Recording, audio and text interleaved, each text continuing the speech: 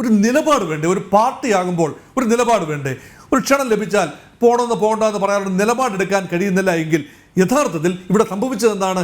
Congress party ഇപ്പോൾ പറയാൻ ശ്രമിച്ചുകൊണ്ടിരിക്കുന്നത് ഞങ്ങളൊരു ഫെഡറൽ സ്വഭാവമുള്ള പാർട്ടിയാണ്, അതുകൊണ്ട് പല സംസ്ഥാന യൂണിറ്റുകൾക്ക് വ്യത്യസ്തമായ അഭിപ്രായങ്ങൾ ഉണ്ടാകാം.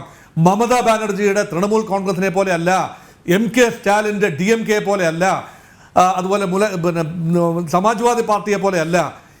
അതെല്ലാം സംസ്ഥാനങ്ങൾ കേന്ദ്രീകരിച്ച് പ്രവർത്തിക്കുന്ന പാർട്ടികളാണ്. അവർ ഒരൊറ്റ നേതാവിൻ്റെ കീഴിൽ പ്രവർത്തിക്കുന്ന പാർട്ടിയാണ്. കോൺഗ്രസ് പാർട്ടിക്ക് ഇപ്പോൾ പറയുന്നത്, കോൺഗ്രസ് തന്നെ പറയുന്നത്, ഒരു കളക്റ്റീവ് ലീഡർഷിപ്പാണുള്ളത്. അതുകൊണ്ട് വ്യത്യസ്തമായ അഭിപ്രായങ്ങൾ ഒരു ജനാധിപത്യ പാർട്ടിയിൽ ഉണ്ടാവുക എന്നത് സ്വാഭാവികമാണ്.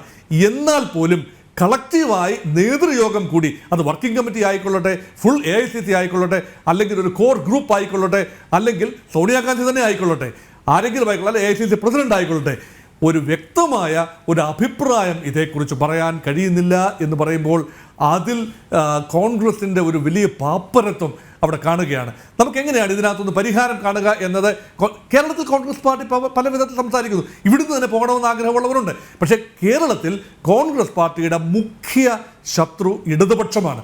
അപ്പോൾ ഇടതുപക്ഷം ഇപ്പോൾ ഒരു മുസ്ലിം പ്രീണന നയത്തിലേക്ക് നീങ്ങുകയാണ്. അപ്പോൾ ഇവിടെ നിന്നും ആരെങ്കിലും പോയാൽ, അല്ലെങ്കിൽ കോൺഗ്രസ് പാർട്ടിയുടെ നേതാക്കൾ പോയാൽ, പ്രത്യേകിച്ചും രാഹുൽ ഗാന്ധി വയനാടിൽ വീണ്ടും മത്സരിക്കാൻ സാധ്യതയുള്ളപ്പോൾ ഇവിടെ നിന്നും ആരെങ്കിലും പോയാൽ, ആ പാർട്ടിയിൽ നിന്നും ആരെങ്കിലും പോയാൽ, മുസ്ലിം ജനസാമാന്യം ഏതാണ്ട് പൂർണ്ണമായും LDFന് വോട്ട് ചെയ്യുന്ന ഒരു അന്തരീക്ഷം വരികയും കോൺഗ്രസ് പാർട്ടിക്ക് ഇപ്പോൾ നിലവിലുള്ള നല്ല സുഖകരമായ ഒരു അവസ്ഥ, കേരളത്തിലെ 20 ലോക്സഭാ മണ്ഡലങ്ങളിൽ 19 കോൺഗ്രസ് പാർട്ടിയുടെ കൈവശമാണ്, അതിൽ നിന്നും വളരെയധികം പുറകോട്ട് പോകാനുള്ള സാധ്യത കാണുന്നു.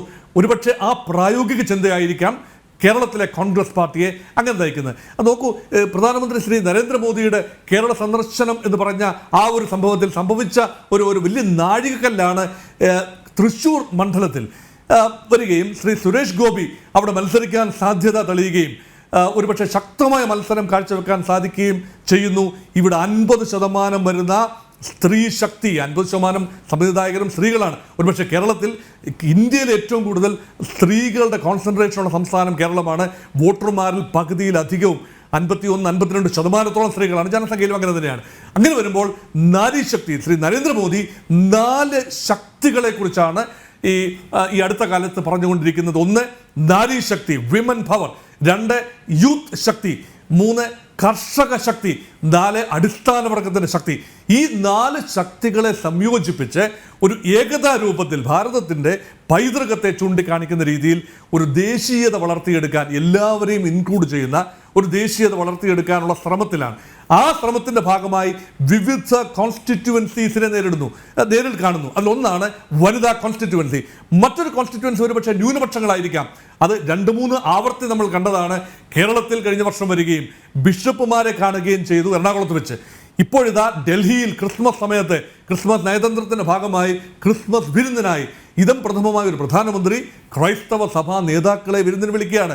ഒരുപക്ഷെ വേണമെങ്കിൽ ഭംഗ്യാന്തരാണ് നമുക്ക് പറയാം, തൃശ്ശൂർ മണ്ഡലത്തിൽ ഈഴവ സമുദായം കഴിഞ്ഞാൽ 2ാമത്തെ വലിയ സമുദായം ക്രിസ്ത്യൻ സമുദായമാണ്. ഒരുപക്ഷെ ആ മണ്ഡലത്തിന് 20-21% വോട്ടർമാർ ന്യൂനപക്ഷ വിഭാഗമായ ക്രൈസ്തവ വിഭാഗത്തിലെയാണ്.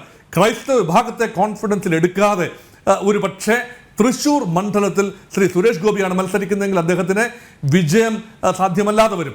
ഒരുപക്ഷെ ആ പഴുതുകളെല്ലാം അടയ്ക്കുന്ന ഒരു രാഷ്ട്രീയ നീക്കം തന്നെയായിരിക്കും പ്രധാനമന്ത്രിയുടെ ഭാഗത്ത് ഉണ്ടായിരിക്കുന്നത്. പക്ഷേ അതിനുള്ള അവകാശം അദ്ദേഹത്തിനുണ്ട്.